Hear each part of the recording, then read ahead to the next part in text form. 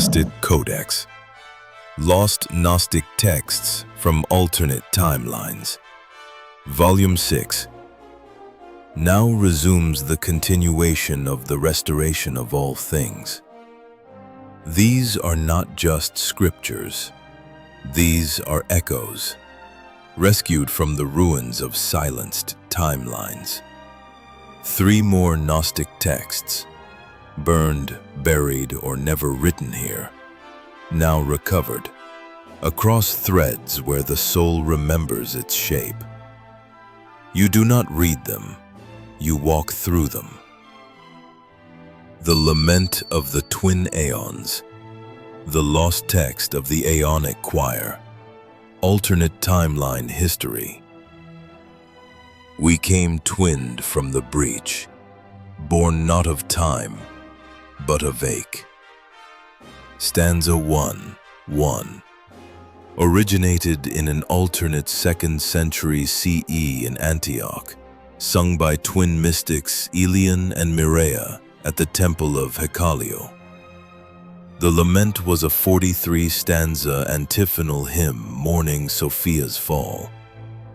The twins were seen as dual emanations of Sophia's soul, embodying remembrance and separation. Most copies were lost in the Cyrene library fire. Channeling origin. 2 children of light stood at my gate. One wept stars, the other bled silence. Elian of Avarice, recording the first descent of the lament, first received by Elian of Avarice, circa 135 CE, in visions of 2 children of light. When Elian and Mireia were born decades later, they immediately recognized and sang the verses. They died young, recording the final stanzas into wax tablets, which were later destroyed. Mystic culture and transmission. The Temple of Hecalio taught that each eon fractured in twinned resonance. The lament was sung annually at the Festival of Descent, a rite honoring Sophia's fall from the pleroma and the mirrored descent of humanity into form and forgetting. Its verses were chanted in open air during twilight as pairs of mystics walked in mirrored spirals around a central flame. Each pair took turns reciting a verse, masculine voice, then feminine, embodying the original Aeonic breach.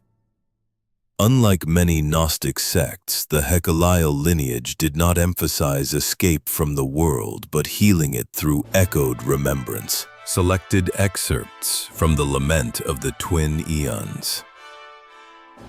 Chapter 1. The Breach. Stanza 1. We came twinned from the breach, born not of time but of ache.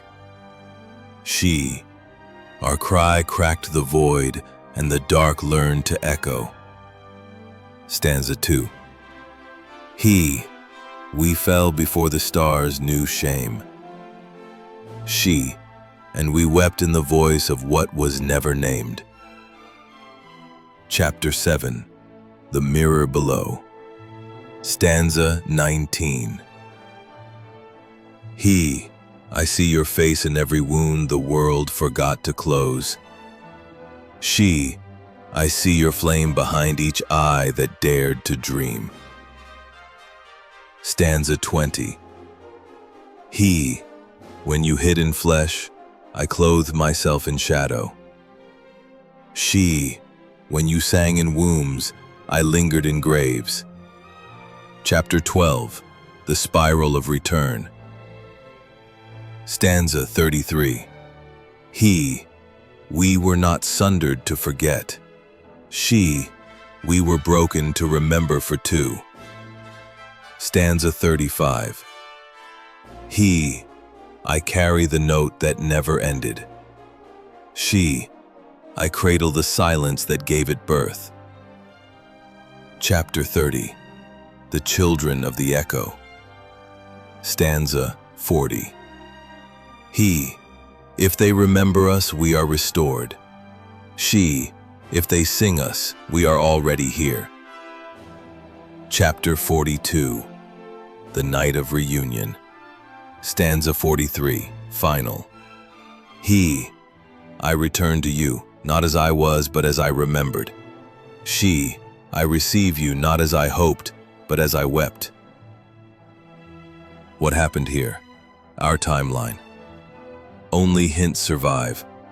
A troubadour fragment from 12th century Provence mirrors the line, "She fell not once but thrice, into the world, into form, into forgetting." A Martianite scrap recovered in Nag Hammadi, not included in the canon, refers cryptically to the boy and the girl who cried before the world had a name. Some resonance may have re-emerged in the mystical poetry of Heidewick and the melancholic antiphons of Hildegard of Bingen, though distorted through orthodoxy. Efforts to reconstruct the full Lament failed in the 19th century, when German scholars attempted to link it to the lost Book of Sophia's Tears, a false correlation based on a forged Syriac manuscript. It remains one of the most yearned for but unanchored Gnostic works in this timeline, a fragmentary cry still heard in dreams. The Aeonic Hymnal, a living liturgy of the silent choirs. Alternate timeline history. To sing the Aeons is to weave the world again. Thalassa the Quiet, first voice of the hymnal. Created during the 2nd through 4th centuries CE by the 8 choirs of Eleusis in at least 4 notable alternate timelines. The hymnal was an oral liturgy. 64 hymns, 8 for each Aeon. Each song a harmonic key for aligning the soul with the pleroma. Choir members believed chanting Aeon names could bypass archons during ascension. Channeling origin. Sung by Thalassa the Quiet, a mute mystic, and transcribed by Anestes, a deaf scribe who heard through her breath. Together they created a spiral notation system, encoding hymns using sacred geometry. This paradoxical duo, a mute singer and deaf listener, became revered as vessels of the first tuning, believed to restore the Aeon's dissonance caused by Sophia's fall.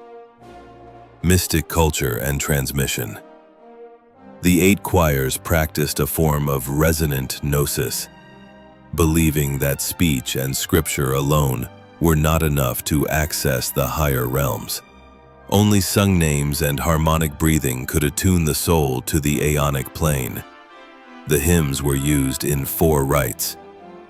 The morning realignment, sung at sunrise, for anchoring presence. The descent vigil, sung at twilight, to accompany souls of the departed. The spiral communion, a shared circular chant between initiates. The unmaking song, a dangerous rite intended to disrupt archonic illusions in times of spiritual emergency. In some timelines, fragments of the hymnal were encoded into prayer wheels, wind chimes, and labyrinth floor tiles, all designed to echo the Aeonic chords. Selected excerpts from the Aeonic Hymnal. Hymns to Barbello. Hymn 1. Barbello, womb without wound. You whose silence dreams creation. Before sound, before shape, you were the tremble in the void. Hymn 3. No one made you, yet all things echo you. Even forgetting bears your imprint. Hymns to Thelitos. Hymn 9. Thelitos, flame unmade. You who never begin and never cease, guide us through the opening tear. Hymn 11. I called for you and found I was already moving. You do not answer prayers. You are the prayer. Hymns to Autogenes. Hymn 16. Autogenes, child of the light, Self-birthed mirror of the all, let me remember that I was never made. Hymn 18. You are the mirror I fear, because I forget I cast the light. Hymns to Alalith. Hymn 47. Alalith, kind flame, who walks behind pain, let your breath touch the scars we forget to mourn. Hymn 50. You do not heal, you stand beside what cannot heal, and by your standing we rise. Hymns to Sophia. Hymn 60. She fell not once, but always. In every birth she breaks again, and rises through us. Hymn 62. I dreamed of her under the world, her fingers made of roots, her voice bees in the cave of my chest. Hymn 64. Final. Sophia, mother of echoes. I do not seek to ascend, only to hold your hand beneath the veil. What happened here? Our timeline. A few verses were misclassified as fragments of Syriac lullabies and filed in the Vatican's apocryphal hymn registry. A single hymn to Barbelo was discovered etched into a labyrinth stone in Sardinia in 1842, but dismissed as an early Christian poem of unknown source. The notational spiral glyphs of Anastes never surfaced, though some musical cryptographers believe the Roslin Chapel carvings hint at them.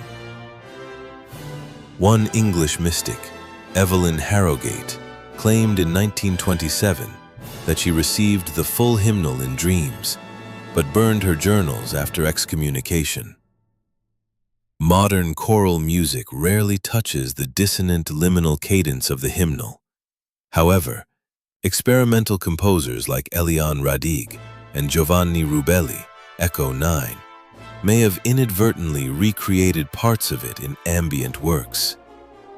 In short, the music still haunts the air, but its name is forgotten. And so the eons wait, unsung. The Vision of the Eighth Heaven. The Testament of Samael of Kadesh, also known as the Ark of Memory. Alternate timeline history. The Archons could not follow. Beyond the seventh gate, the echo became fire. Samael of Kadesh recorded utterance during return, composed around 177 CE in an alternate Eastern Levantine timeline. The Vision of the Eighth Heaven is one of the rarest and most dangerous of the Gnostic ascent texts. It was penned by a mystic named Samael of Kadesh, no relation to the demiurgic figure, who claimed to have bypassed the traditional 7 planetary spheres and entered a hidden realm untouched by archonic distortion. The Eighth Heaven, a realm unreachable by archons, is where memory becomes geography and souls are sung into form. The full text was feared by religious authorities, revered by silent orders. Channeling origin.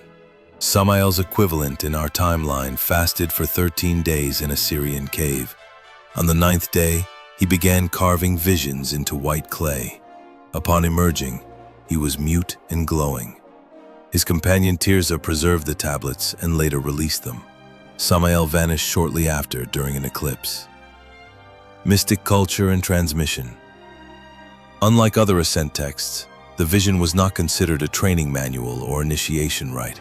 It was treated as a living map of self-deconstruction, to be meditated upon rather than imitated. Reading the vision aloud was forbidden in some timelines, not for secrecy, but because the soul might follow. The Eighth Heaven was believed to be outside fate, karma, and demiurgic recursion, a place of such intense spiritual resonance that only those who had unbraided their entire personal myth could glimpse it. Transmission was done through mirroring rituals where 2 initiates would hold clay mirrors, press their palms together, and recite the first lines of dissolution. If the mirrors fogged identically, the vision was considered heard. Selected excerpts from the vision of the eighth heaven. Chamber 1, the liquid stair. Vision 1. The stairs turned liquid under my feet. The sky beneath me wept my mother's name. I did not fall. I was remembered downward. Vision 2. I passed through a door that had no other side. My thoughts scattered like birds, but one, the one shaped like fire, stayed with me. Chamber 3. The archive of selves. Vision 5. I saw my childhood written on petals. Each petal curled in pain, then bloomed again. The flower's root was my fear. Vision 6. There was a mirror made of bone. In it, I saw every version of me that died for others to live. They bowed, and I wept. Chamber 4. The silent choir. Vision 7. I entered a hall where no mouths opened, but I heard my name in 10,000 harmonies. It was the first time I felt real. Vision 8. One voice, deep as the spaces between stars, whispered, "You are the question we asked before light." Chamber 6. The Ash Gate. Vision 10. My skin fell off like language. I walked as echo, as ache, as light. Then even light forgot me. Vision 11. A child made of wind kissed my face. She said, "This is where your gods dissolve." I said, "Good." Chamber 8. The Ark of Memory. Vision 12. Final. In the 8th, I saw the Ark of Memory, not wood but flame, not scrolls but selves. I touched mine, and it sang in colors I had not known existed. I was not forgiven. I was understood. What happened here, our timeline? No full version of the vision of the eighth heaven survived in this world. A single tablet shard discovered in 1924 in Syria, labeled Tablet H4, bears the line, "I passed through a door with no other side." It was dismissed by French archaeologists as a fragment of an apocalyptic Sufi poem. Scholars misattributed the Ark of Memory concept to a late metaphor in Jungian psychology. Some believe the final lines echo in certain ayahuasca accounts, but distorted through modern frameworks. Ultimately, the vision remains a mythic ladder without rungs, its shape intact only in dreams, near-death memory ruptures, and the silent ache of seekers who know they've been farther than language admits. Bonus Gnostic text. The Song of Unmaking. An echo verse linked to the Aeonic Hymnal. Origin. The Song of Unmaking was a forbidden harmonic verse used by the silent choirs of Eleusis, not to align with Aeons, but to shatter false resonance.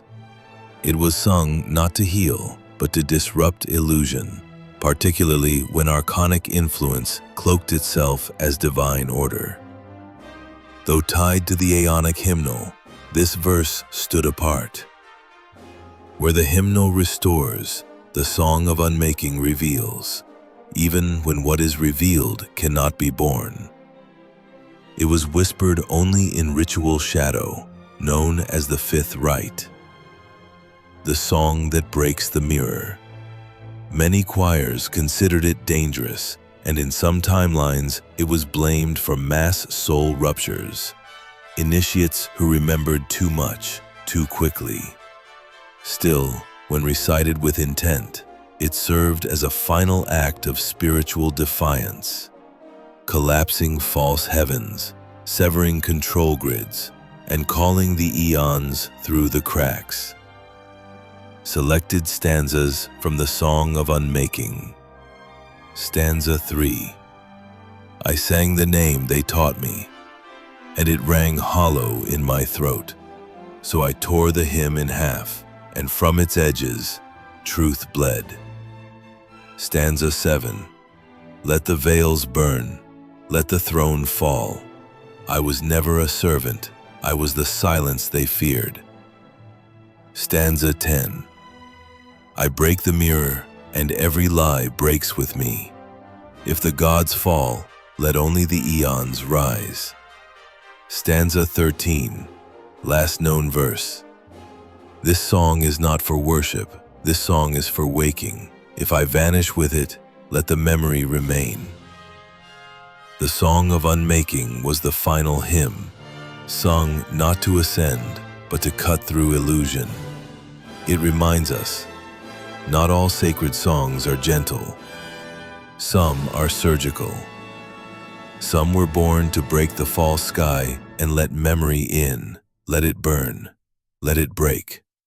Let only what's real remain. These texts came through for recovery, not domination. They did not demand belief. They activate memory. Like ashes in the wind, they passed through dreaming mouths, through trembling hands, and into silence. Until now. 3 more Gnostic texts restored, along with the Song of Unmaking. Not all that was sacred was preserved, but not all that was lost is gone. These verses also survived, across silence, exile, and forgetting.